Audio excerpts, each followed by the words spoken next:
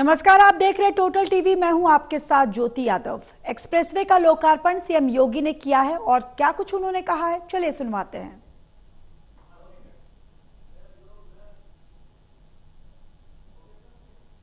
भी आदरणीय प्रधानमंत्री नरेंद्र मोदी जी ने किया था। याद करिए, 340 किलोमीटर लंबे इस एक्सप्रेसवे को अब मैं देखता हूं आजमगढ़ के लोग, मऊ के लोग, गाजीपुर के लोग सुबह जाते हैं लखनऊ और दोपहर में अपना कार्य निपटा करके वापस अपने गांव, अपने शहर में वापस आ जाते हैं। ये होती है गति और यही होती है प्रगति। जब हम लोग 2017 में आए थे, हमारे पास 1.5 एक्सप्रेसवे थे, यमुना एक्सप्रेसवे और आगरा लखनऊ एक्सप्रेसवे का काम आधा हुआ था। आज मुझे बताते हुए प्रसन्नता है, आधे काम को तो हमने पूरा किया ही। पूर्वांचल एक्सप्रेसवे की यात्रा का साक्षी आप बन रहे हैं। 2021 से लगातार बन रहे हैं। 2022 में बुंदेलखंड एक्सप्रेसवे चालू हो गया है, 300 किलोमीटर का है। पूर्वांचल एक्सप्रेसवे 340 किलोमीटर का बन करके पहले तैयार हो चुका है। अब इसकी कनेक्टिविटी सीधे पटना तक के लिए पूरी होने जा रही है। आप याद करिए कि पटना से लेकर के लखनऊ तक और लखनऊ से लेकर के दिल्ली तक की पूरी कनेक्टिविटी कितनी आसान हो जाएगी। 1857 के प्रथम स्वातंत्र समर के नायक वीर कुंवर सिंह ने जब अंग्रेजों को पछाड़ने के लिए आजमगढ़ तक अंग्रेजों का मुकाबला किया था, तब कनेक्टिविटी नहीं थी। अगर उस समय एक पूर्वांचल एक्सप्रेसवे होता तो आजमगढ़ के लोग वीर कुंवर सिंह के साथ मिलकर के अंग्रेजों को मार मार करके खदेड़े होते और फिर यह देश 1857 में ही स्वाधीन हो गया होता। उस समय कनेक्टिविटी नहीं थी, अभाव था, कनेक्टिविटी का अभाव था। लेकिन आज पटना से लेकर के दिल्ली तक की कनेक्टिविटी पूर्वांचल एक्सप्रेसवे देने जा रही है। बुंदेलखंड एक्सप्रेसवे दिल्ली से आगरा होते हुए हम इसको सीधे चित्रकूट तक जोड़ रहे हैं। 300 किलोमीटर का एक्सप्रेसवे बन चुका है, यातायात फराटा भर रहा है और आज 91 किलोमीटर का यह एक्सप्रेसवे 91 किलोमीटर का यह एक्सप्रेसवे आजमगढ़ से गोरखपुर की कनेक्टिविटी को पूरा करने जा रहा है। बीच में अंबेडकर नगर जनपद और संत कबीर नगर जनपद भी इसका लाभ प्राप्त करेगा। दिल्ली से मेरठ के बीच में एक्सप्रेसवे का निर्माण, 12 लेन का एक्सप्रेसवे पहले ही प्रारंभ हो चुका है। एक्सप्रेसवे बनने के पहले दिल्ली से मेरठ की दूरी को तय करने में लगते थे 3 घंटे और आज एक्सप्रेसवे हो गया है तो मात्र 40 से 45 मिनट में इस दूरी को तय किया जा सकता है। बहनों और भाइयों, गंगा एक्सप्रेसवे लगभग 600 किलोमीटर लंबा बन रहा है। 600 किलोमीटर लंबा मेरठ से लेकर के प्रयागराज तक इसकी बेहतरीन कनेक्टिविटी हो रही है। इस वर्ष के अंत तक हम उसको भी आदरणीय प्रधानमंत्री जी के कर कमलों से लोकार्पित करने वाले हैं। लखनऊ से कानपुर के बीच का expressway, Ballia link expressway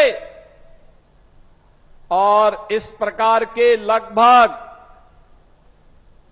6 expressway निर्माणाधीन हैं। शेष पर कार्य होने जा रहा है।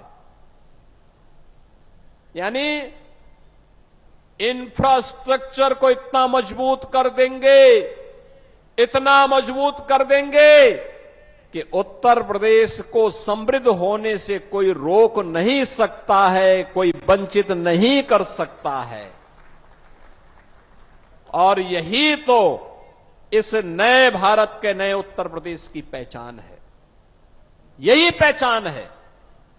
बहनों और भाइयों, पहले 2017 के पहले पता ही नहीं लगता था, गड्ढे में सड़क है कि सड़क में गड्ढा है, ये पता ही नहीं लगता था। लेकिन अब गड्ढा मुक्त सड़कें, इंटर स्टेट कनेक्टिविटी 4 लेन के साथ, हर जनपद मुख्यालय 4 लेन की कनेक्टिविटी के साथ, हर तहसील और ब्लॉक मुख्यालय 2 लेन की कनेक्टिविटी के साथ। याद करिए, 2017 के पहले 2 एयरपोर्ट थे, आज उत्तर प्रदेश के अंदर 16 एयरपोर्ट क्रियाशील हैं, जिसमें से 4 इंटरनेशनल एयरपोर्ट हैं।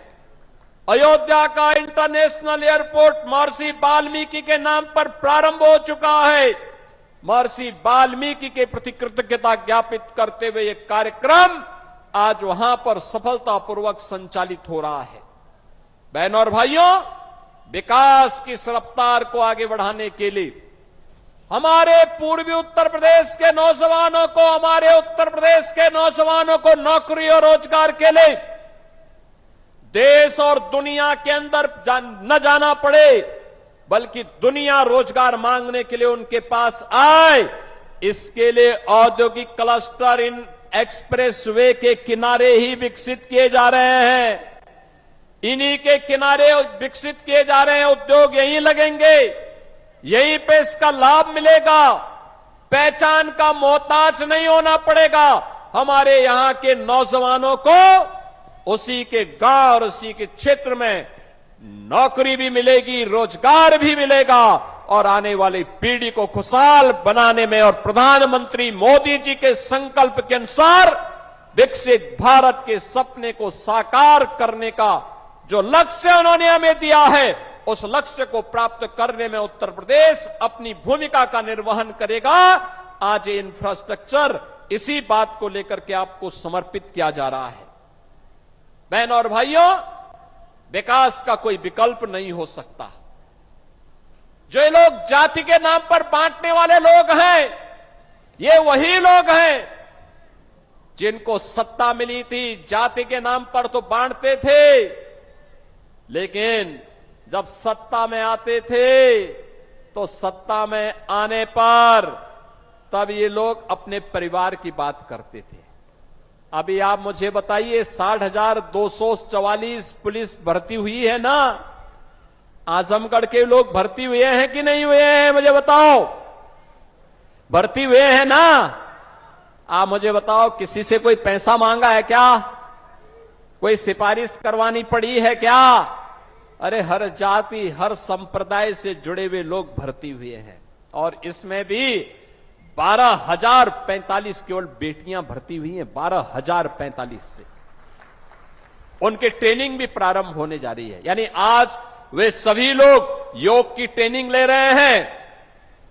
कल वे योग दिवस के कार्यक्रम में भागीदार बनेंगे अलग अलग जनपदों में, और परसों से उनकी ट्रेनिंग। याद करिए, उत्तर प्रदेश का नौजवान एक साथ 60,244 एक साथ भर्ती हो गया, कोई सिफारिश नहीं। 2017 के पहले हुआ होता तो चाचा और भतीजा झोला लेकर के वसूली के लिए निकल गए होते। यानी वहां पर भी भेद होता था। पैसा लेकर के किसी की भर्ती नहीं होती थी, उसके बगैर तो होती ही नहीं थी। लेकिन अब कोई भेदभाव नहीं, अब तो सबको अवसर मिल रहा है। सबका साथ और सबके विकास का यही भाव है, सबका विश्वास और सबका प्रयास यही है, जिसमें सबकी